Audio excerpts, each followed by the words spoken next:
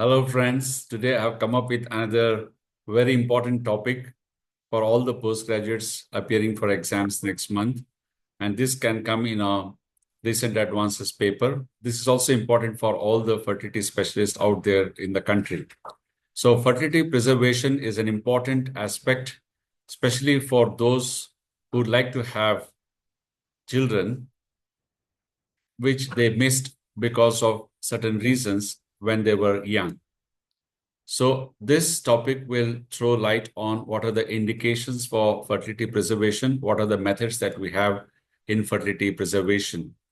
So let's not waste much of our time, straight away jump into the topic, that is fertility preservation. First of all, we need to know what is fertility preservation. Fertility preservation is a vital issue for individuals in either reproductive or prepubescent stage of life when future fertility may be compromised. So it's not only for the women who are in the reproductive age group, but also for young girls in the prepubescent age group. Let us look into details in subsequent slides. The objective of any fertility preservation intervention is to minimize or eliminate primary disease burden and to ensure maintaining or preserving reproductive health. Let me repeat that. Minimize or eliminate the primary disease burden. So the disease itself may cause infertility. So we have to minimize that or at least totally eliminate that. Secondly, the treatment of the disease itself can cause infertility. So we have to maintain or preserve the reproductive health while taking care of the primary disease. So it includes both. What are the factors that affect fertility potential? Obviously, it starts from right from the childhood or even very young age. Metabolic conditions, metabolic disorders of inborn error of metabolism also sometimes.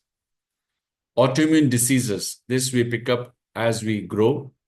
Specific surgical interventions that may be performed to tackle the disease, or sex affirmation procedures when you're young, suppose there is any disorders of sexual differentiation.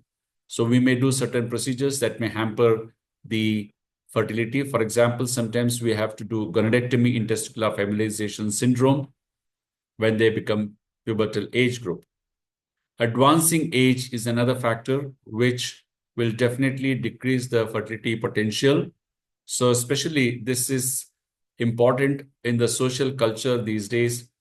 The young ladies would not like to become pregnant when they are young, but when they become old, their fertility potential comes down. So they are now the social new indications or social indications, what we say, though I do not encourage that, but we have to accept because it is after all the choice of individual. If they want it, we have to offer it. Cancer therapy, of course, this is the mainstay of the fertility preservation techniques and fertility preservation issues. So that we have to definitely tackle. So fertility preservation, there are several techniques have been widely distributed while others are still in the research stage. Let's go one by one as we unfold the presentation. There are specific procedures, some potentially fertoprotective agents are being developed, aiming to minimize the hazards of gonadal damage caused by cancer therapy and decrease the need of more costly, invasive, and time-consuming fertility preserving methods. So there are certain fertility preserving drugs or to minimize the side effects of the drugs that will harm the fertility, or there are certain procedures. So both are there in the armamentarium. What are the indications? Let's go with that. When you get a question on fertility preservation for 10 marks, or sometimes in some universities more marks, you have to first explain what is fertility preservation, then who it is required, and then what are the indications, and then what are the procedures, and then explain some procedures. So first thing is, what are the indications for fertility preservation? It can be divided into medical indication and social indication, as I have already given a clue in the previous slides. What are the medical indications? It starts right from the younger age, but the most important one is the one which I'm going to talk first, that is onco-fertility. This could be in the younger age also, but mostly later in life. Suppose they develop breast cancer or ovarian cancer or even endometrial cancer or cervical cancer. So in any of these conditions, before we start the treatment or while we do give the treatment, we have to keep in mind the fertility of the patient. Now, there are non-oncological indications, which are medical indications. As I said, suppose there are genetic disorders, whether it is male or female. Male, already I gave an example of testicular feminization syndrome. And in females, the famous one is Turner syndrome or Turner mosaic. There could be fragile X with mental retardation. That is very, very important. And as I already said, Turner mosaic.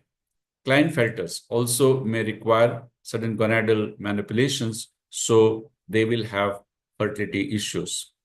Benign ovarian tumors also, not necessarily always malignant ovarian tissues. When we try to remove the benign ovarian tumors, obviously the ovaries are removed and sometimes bilaterally so, and that will definitely hamper their fertility issue. Usually, benign tumors, we don't do bilateral oophorectomy or ovariotomy. We usually remove the one and we keep the other one. Gonadotoxic drugs, it may not be always the anti-cancer drugs, but there can be some gonadotoxic drugs also that will hamper the fertility. Continuing with medical indications which are non-oncological, some hemopoietic stem cell transplantation. It is indicated in thalassemia major, aplastic anemia, sickle cell anemia, Fanconi anemia, and other myeloproliferative and myelodysplastic diseases. You may ask me, how does stem cell transplantation affect the fertility? Whenever we give this hematopoietic stem cell transplantation, we need to suppress the original bone marrow of the person. And for that, sometimes the alkalizing agent or alkylating agents or sometimes very suppressive agents are used, which will hamper the fertility as well. Autoimmune diseases needing alkylating agents for immunosuppression, for example, SLE, Behçet syndrome, steroid-resistant glomerulonephritis, Jordan syndrome or inflammatory bowel disease, granulomatosis.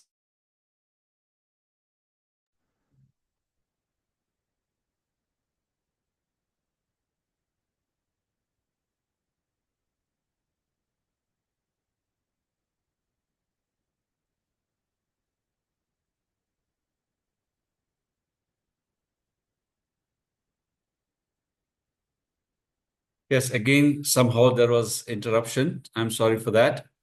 As I was talking about the non-oncological indications for fertility preservation, whenever we consider hematopoietic stem cell transplantation, we need to give some anti-cancer drugs to suppress the original bone marrow. So that's why it will hamper the fertility. Same thing happens in autoimmune diseases needing alkylating agents. There are a whole lot of diseases which I have listed here. You can go through them: SLE, Behçet syndrome, steroid-resistant glomerulonephritis, Jordan syndrome, inflammatory bowel disease, granulomatosis with polyangiitis, and scleroderma. So in all these situations, there will be some amount of loss of fertility because the drugs that we use to suppress the bone marrow or suppress the immunity, autoimmunity of the patient. So now I come to the social indication for fertility preservation. I've already talked about it. there are certain industries actually, they do not want the young ladies. I was told, I don't know, I was told that air hostesses sometimes, or even in certain industries or certain corporates, they do not want the young ladies to become pregnant and take maternity leave. Even girls sometimes voluntarily do that. They do not want to become pregnant when they are young, and but later they would like to become pregnant, and by that time their fertility potential comes down. And these are the women we may have to sometimes do the cryopreserving of the eggs and thawing later, and then they would like to become pregnant. But I don't know whether it's ethically allowed or not allowed, whether it is at least medically correct or not correct. But anyway, we have to offer, when a lady comes to us for fertility issues, we have to offer this fertility preservation for them. Indications for onco-fertility are basically uh, the childhood cancers, because childhood cancer survivors, they run a risk of 25% risk of infertility. Loss of reproductive organs like removal of ovaries or uterus as a part of cancer treatment. We all know that if there's an ovarian cancer in the younger age group, we do bilateral oophorectomy along with hysterectomy. Similarly, in cancer cervix, also in younger age, though there is no need to remove the ovaries, but once as a part of the surgery, some people remove the ovaries. Even if you didn't remove the ovaries, the chemotherapy or the chemo radiation that you use after that will definitely affect the fertility of the lady. Removal of ovaries as a part of prevention of genetic cancers like BRCA positives. So this is another indication in ongoing fertility. Gonadotoxicity of chemotherapeutic agents. So this already is explained and understandable. Damage to seminiferous tubules or primordial follicles following gonadal radiotherapy. The same thing. Even the radiotherapy given to the brain tumors, cranial radiotherapy, it will cause infertility because of inducing hypogonadotrophic hypogonadism. Social effects of childlessness is a part of oncofertility, and we all have to address this. There is no escape from this. So cancer and fertility, what should we know? Tumor can directly damage the ovaries, follicles. Even the surgery for that can do that. For example, even a benign tumor like cyst, I would say, endometriotic cyst, if it is very large, it may just hamper the growth of the follicles. And the surgery to endometriotic cyst also, if you are very aggressive, if you remove a whole lot of the tissues, you may remove some normal follicles as well. So this is the effect of the tumor. So how do we prevent this? By improving the cancer screening methods. So try to detect the cancer at a very early stage. It is possible in certain cancers, for example, cancer cervix and cancer endometrium. Somehow, the detection of ovarian cancer has not been developed even till today, as I'm talking December 6, 2024. Of course, there are methods like transvaginal sonography. You can do the CA-125. There are so many other detective methods, but they are all not perfect. Again, as I said many times before, surgery for the cancer, that is gonadal removal, that can cause the problem. So fertility sparing surgeries or minimally invasive surgeries. There are a whole lot of fertility sparing surgeries we all know. For example, in cancer cervix, if it is intraepithelial cancer, or what we used to call stage 0 earlier, CIN3, we can just do the trachelectomy, or we can do even the conization, deep cone, or LEDS procedure, any of these procedures.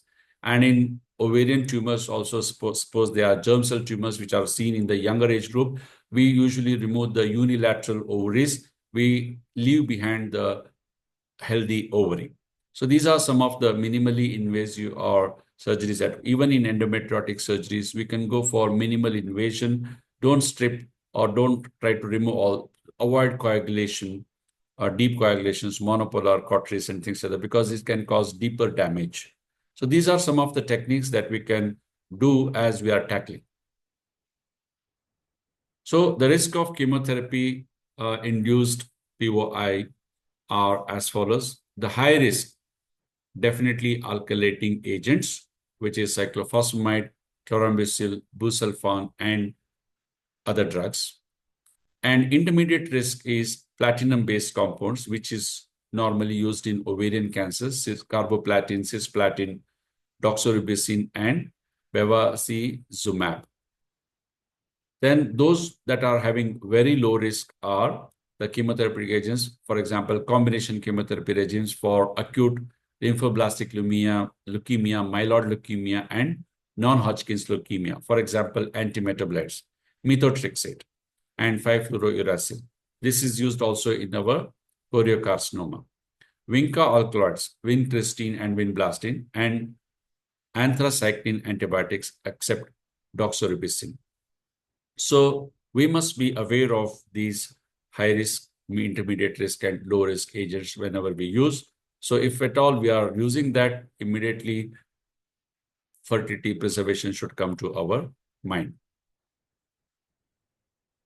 Estimated risk of infertility related chemotherapeutic agents. This is another list. You can go through the individual charts. I'm not going to explain in detail. Maybe you can take a screenshot later. These are the high risk ones. It will affect not only females, it will affect also the males. After all, the fertility preservation is with respect to both the couple. This is intermediate risk, cisplatin, as you can see, which was told in the previous simple slide as well. And then, of course, the low risk ones, the actinomycin, methotrexate, vinblastine, which are usually 5-fluorouracil used in our gynecological malignancies. What are the fertility preservation options in females? So there are very many.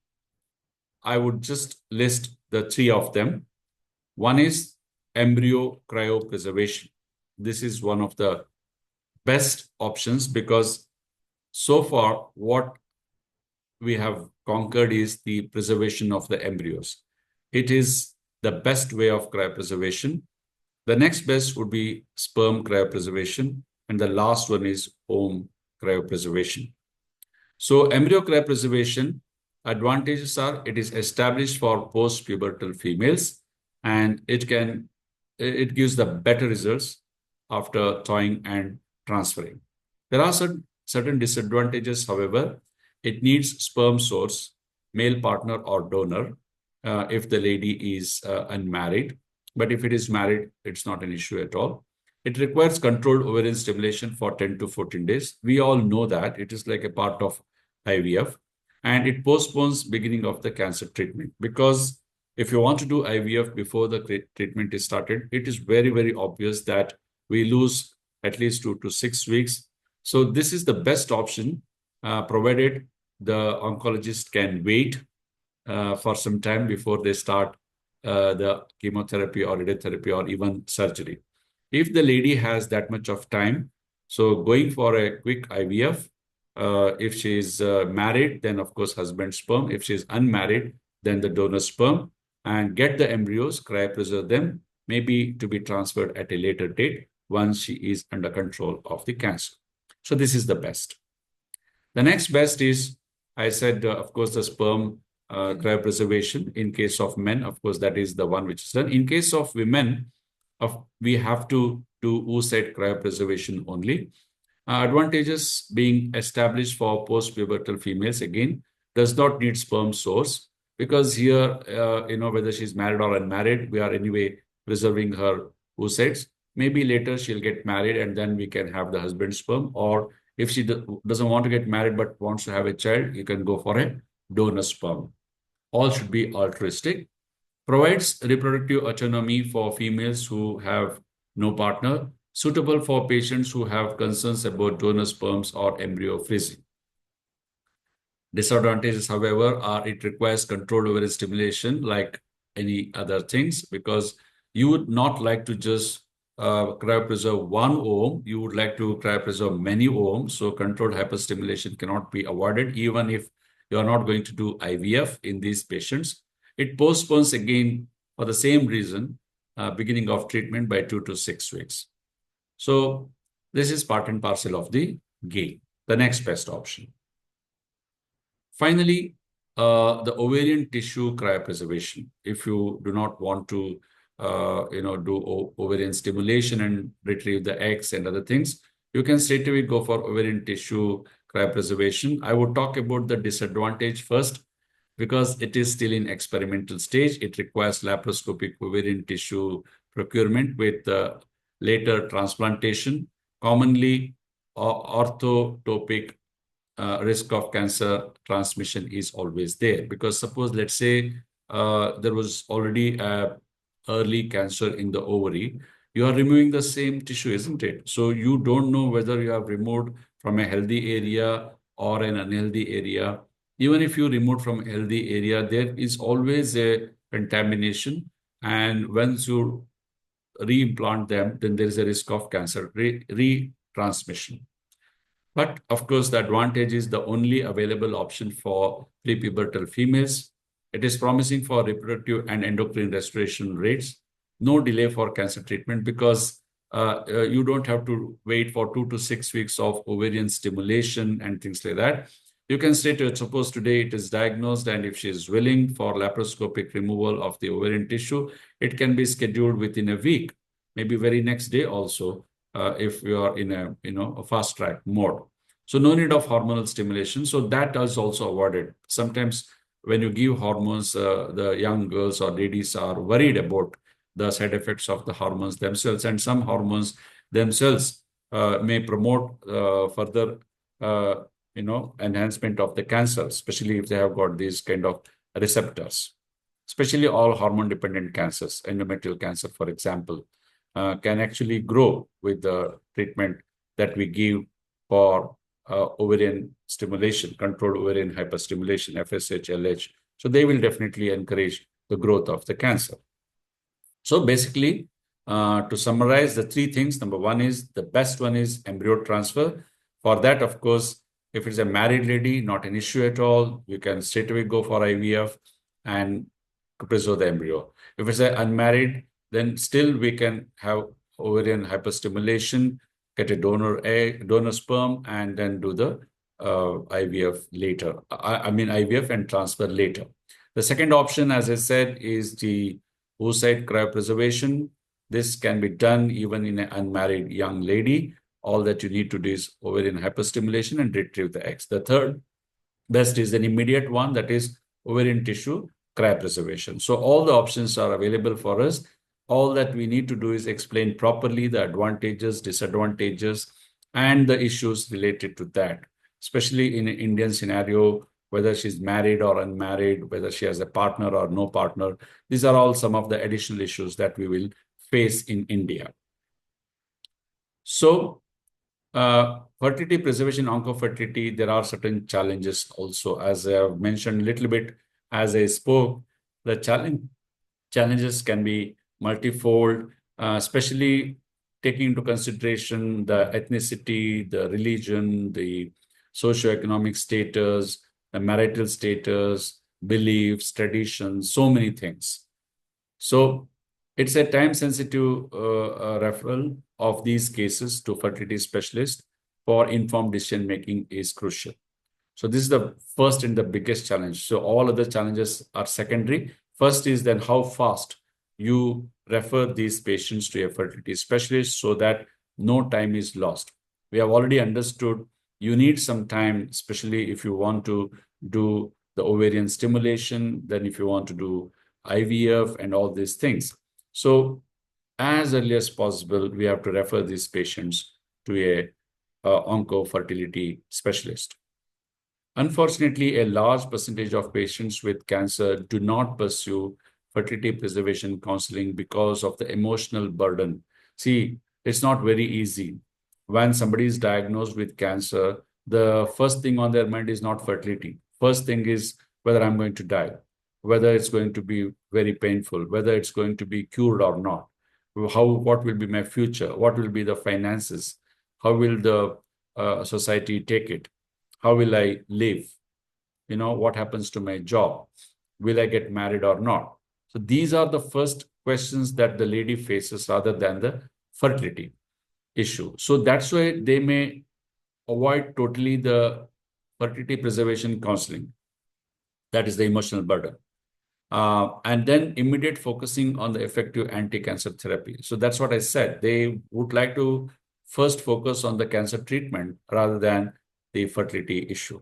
So this is a big challenge, irrespective of the country where you are in, irrespective of anything. So other challenges, not all patients have time or resources to undergo fertility preservation. So they may listen to your counseling, they may agree to that, but they don't have time to lose, especially, let's say, if the oncologist says it's already of a certain stage and you have to start the treatment right away, maybe within few days after the basic investigations, then there is no time for fertility preserving treatment, especially if you are planning to do a ovarian stimulation and IVF. Suppose there is time also, they may not have enough resources, they don't have the money, they don't have, first of all, they would require a lot of money for cancer treatment itself, right? So, and this infertility treatment or a fertility treatment is not a cheaper one. That is also expensive. So there is a double whammy for these patients. So this is a big challenge, apart from all the other challenges that I told. These should be counseled about their opportunity to build family through egg donation or adoption once they are in remission. So such patients, probably we can say, all right, don't worry about it right now. You go ahead with the cancer treatment. We can think of the fertility issues later. There's always an opportunity for egg donation by somebody, or if nothing works out, you can always adopt the child. So these are some of the other counseling, things we can do. Patient counseling is a very, very important aspect. You need to be very sensitive. You need to be very, objective about it, and you cannot be, discompassionate while doing this counseling. This is very, very difficult situation in a person's life. It's like, as I said, it's a double whammy. On one hand, you have cancer. On the other hand, you have a fertility issue. Both are very difficult, both are expensive, both are very, challenging by themselves. Poor ovarian reserve. So to add to the triple whammy, I would say, to add to these already existing issues, if the lady is elderly and she has got a poor ovarian reserve, that's another big challenge. Possible delay in initiation of treatment. So this I have already explained. And repeat surgery. Sometimes the lady may want a repeat surgery, second look surgeries, and things like that. And economic constraint, I don't want to overemphasize that. It is very well understood. And of course, best options available. You may not be in a particular place where both are available. That is cancer treatment as well as onco-fertility. Of course, in a place like Manipal, it's very easy for the patients because they have both there. They have everything. They have an excellent fertility center. They have an excellent oncology center. But it may not be available everywhere. So that is another big challenge. Of course, then all said and done, nobody can guarantee success on either side. Nobody can guarantee success on the fertility side or on the cancer cure side. So this is another big challenge. But whatever it is, we doctors always try to face the challenges boldly with positive attitude, and we do not want to give up generally. That's the best part of the medical profession. Now, let me see what we need to inform the patients. Whenever we are counseling, what we need to inform the patients. We need to inform them clearly and, as I said, very dispassionately and objectively, the type of damage to the reproductive organ that can be caused by the treatment of the cancer therapy, as well as when we give the drugs for ovulation induction. Surgery, chemotherapy, radiation, all three can cause damage to the reproductive organs. Options for fertility preservation, we should tell them clearly. Issues to be kept in our minds are, that is, what is the age at diagnosis? Because as the age advances, our chances of giving them a positive pregnancy rates are very lower in the advanced age group as such. And younger the patient, there's another type of challenge. Risk of delaying chemotherapy. We have to keep in mind, when we waste, or I wouldn't say waste, when we engage the patient in ovarian stimulation, IVF, and all that, we should keep in mind that we are delaying her chemotherapy, which may be very crucial to her. Sometimes early chemotherapy is better. Sterility with the treatment itself, we should keep both ways. The chemotherapeutic agents can cause, or radiotherapy can cause permanent sterility to the patient, and certain drugs that we use also can cause sterility. Future pregnancy and tumor recurrence. See, once let's say she successfully, overcomes the initial part of the treatment of cancer, there is always a recurrence. So we should not be delaying too much for embryo transfer. Everything has to be timed properly. So this is a very, very important aspect in a lady's life.